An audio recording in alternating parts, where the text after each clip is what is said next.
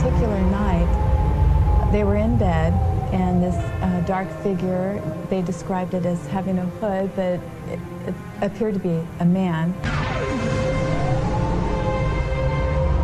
As I got deeper and deeper into a number of different things in the occult, I was becoming just aware that these things were around me and that they were interested in my life.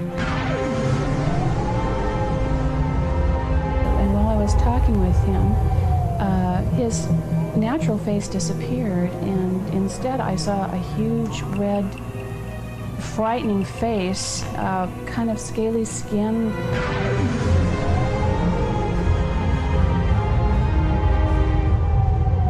So if a person, say they saw a spirit or something in their room, if I was in the room, would I have seen it? And the answer is probably not, because there was nothing material there. It was spiritual.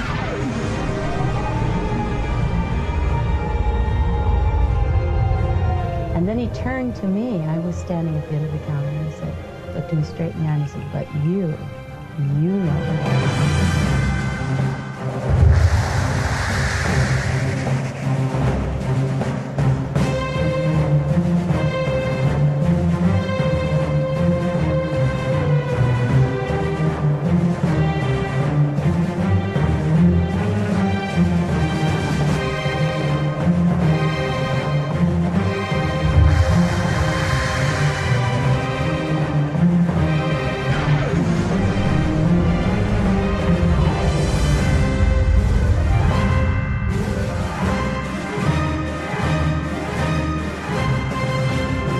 Working under a cloak of darkness, prowling to and fro, searching for their next victim, hidden and yet seen, evil yet masquerading as an angel of light.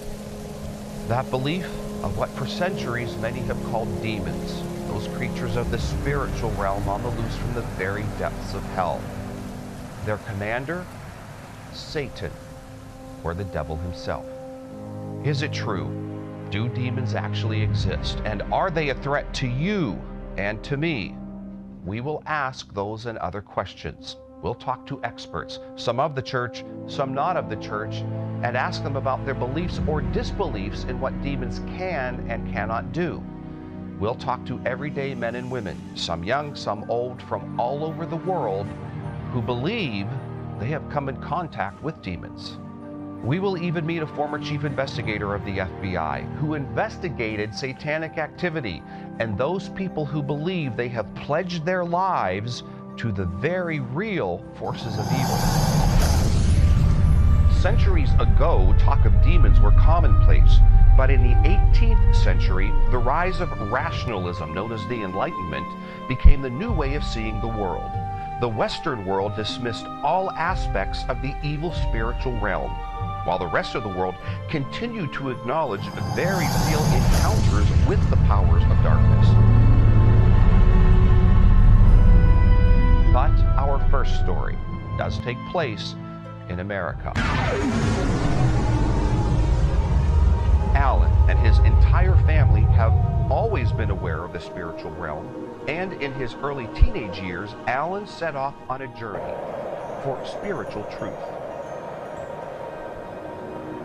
My family always had a history of having premonitions and different things on my mother's side. And when my mother married my dad, my mom would have these little premonitions, and she'd tell them to my dad, and my dad's a big burly Polish guy, and he says, you know, oh, you're making up things, and or you're just thinking that, and don't put any stock in it. And she would be right. And so I always grew up with stories like that about aunts who would ask if the crops were going to be good, and they'd get rappings on the wall, knocks on the wall. So I thought that therefore, because it was in my family, after watching movies and stuff, now I can have the same thing happen.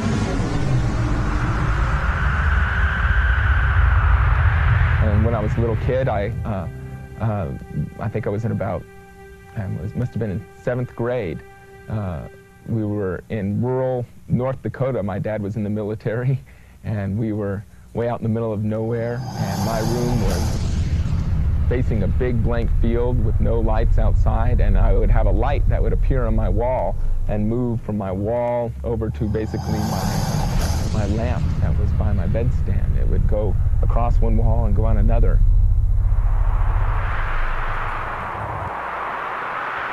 My junior year in high school was their senior year, and a bunch of us were close friends, and therefore we were staying after the party and just kind of hanging out and talking. Any practice that is intended to give people power and to give people hidden knowledge, they are entering into the forbidden zone.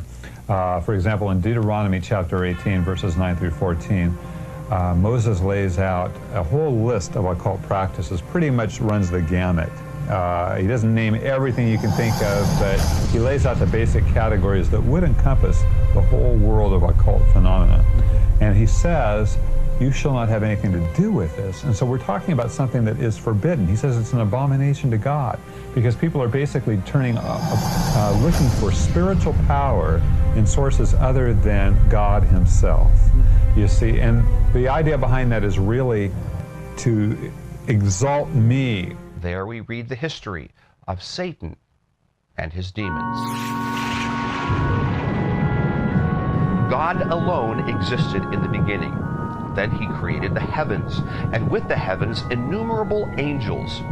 The angels were ranked in authority, with perhaps the most powerful angel, the one called Lucifer. He was beautiful and strong, superior even to the archangel Michael. But then, in his evil hour, his eye was turned from his creator and onto himself. He saw himself as the highest, the most gifted, and the most influential of all creatures of God. Lucifer's heart welled with pride and ambition, and rebellion took possession of his soul. Lucifer desired to be God. A war broke out in heaven. The angels were divided into sides. Lucifer tricked and deceived 1/3 of all of the angels into enlisting into his army. The remaining 2/3 of the angels stayed with God, and God appointed the angel Michael head over his holy army. The holy God watched the battle and said of Lucifer, "You were the model of perfection, full of wisdom and perfect in beauty. You were in Eden, the garden of God. You were appointed as a guardian cherub, for so I ordained you. You were blameless in your ways from the day you were created, till wickedness was found in you. Through your widespread trade, you were filled with violence, and you sinned." The war raged on until the army of Michael the archangel defeated Lucifer and his emissaries.